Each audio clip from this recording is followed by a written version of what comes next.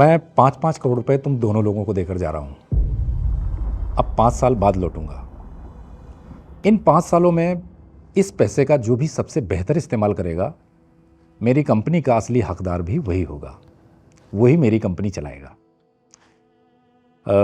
ये 1 करोड़ रुपए हैं। इसमें से 50-50 लाख रुपए तुम दोनों लोग ले लेना, और बाकी के तुम दोनों के अकाउंट में मैंने ट्रांसफ़र करा दिए हैं। ठीक है पापा। ठीक है पापा। और आप देखना, जब आप 5 साल बाद लौटोगे ना, मुझे पहचान भी नहीं पाओगे। अच्छा, बहुत अच्छी बात है। हालांकि ये सब तुम्हारी काबिलियत, तुम्हारी बुद्धिमानी और वक्त बताएगा। अच्छा, मैं चलता हूँ, थोड़ा रेस्ट कर लूँ। शाम की फ़्लाइट से मुझे कनाडा निकलना है। ठीक है पापा, आप रेस्ट कर लो।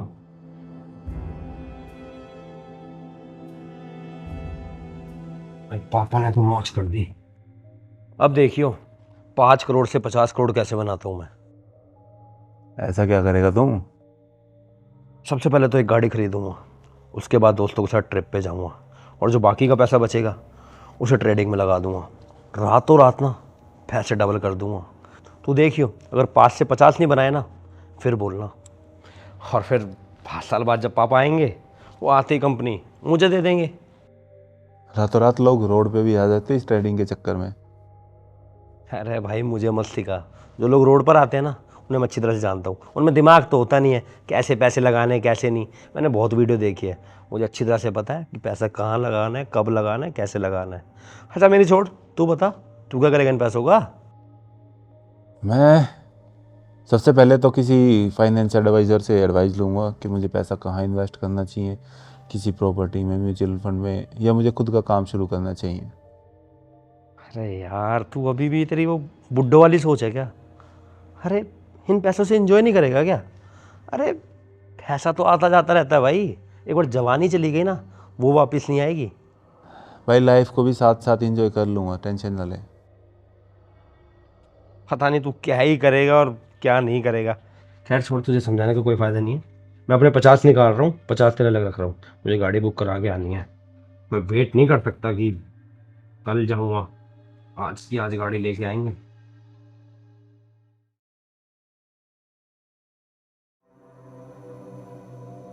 तो आज पूरे 5 साल हो गए।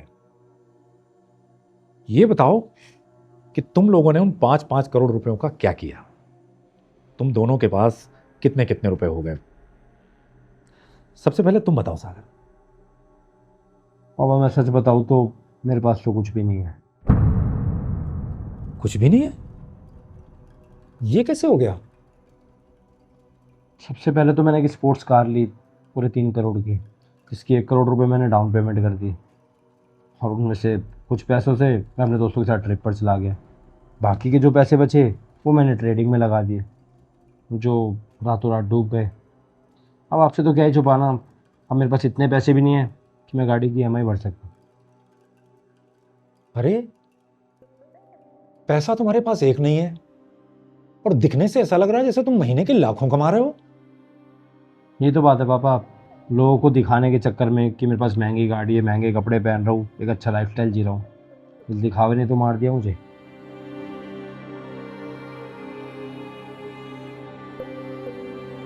तुम बताओ संजू, तुमने उन पैसों का क्या किया? तुम्हारे पास कितने हैं? अरे पापा, बड़े भाई को देख के तो लग रहा है कि इनकी हालत तो मुझसे भी बुरी है। पापा मैंने एक फाइनेंस एडवाइज़र से एडवाइस ली थी। उसने जहाँ बोला मैंने वहाँ प्रॉपर्टी में इन्वेस्ट किया, कुछ म्यूचुअल फंड में इन्वेस्ट किया, और बचे हुए पैसे से मैंने एक जनरल स्टोर ओपन किया, अपने एरिया का सबसे बड़ा। अरे वाह। तो जरा वैल्यू बताना इसकी, कि 5 करोड़ अब कितने हो गए होंगे? जो प्रॉपर्टी ली थी उसकी वैल्यू 2.5 गुना हो गई है पापा। 2 करोड़ इन्वेस्ट किए थे तो उसकी वैल्यू ऑलमोस्ट 5 करोड़ के आसपास है। म्यूचुअल फंड में इन्वेस्ट किया था तो वहाँ भी रिटर्न 15 से 18% आ रहा था, तो वो भी डबल से ज़्यादा हो गई है। और जो मैंने स्टोर ओपन किया था उसकी 3 से 4 लाख रुपए महीने की इनकम है। अगर आज मैं उसको सेल करूँ तो वो भी 2 करोड़ का आराम से निकल जाएगा।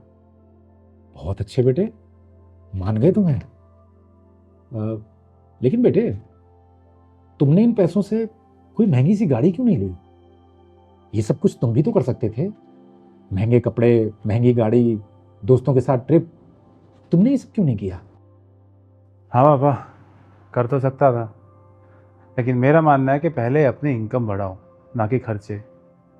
आपने जो भी पैसा दिया था वो ऑलमोस्ट डबल हो गया है, और मेरी महीने की 3 से 4 लाख रुपए की इनकम भी हो गई है। आज मैं जैसे चाहूँ रह सकता हूँ, अच्छे कपड़े, अच्छी ट्रिप, कुछ भी कर सकता हूँ। और अगर आज मैं चाहूँ अपनी उस 5 करोड़ की प्रॉपर्टी को बेच के एक अच्छा घर और एक अच्छी गाड़ी भी ले सकता हूँ, बिना किसी EMI के। बिल्कुल सही कहा तुमने।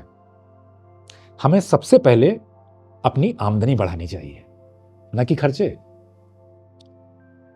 समझ में आया कुछ? हाँ पाप, समझ गया।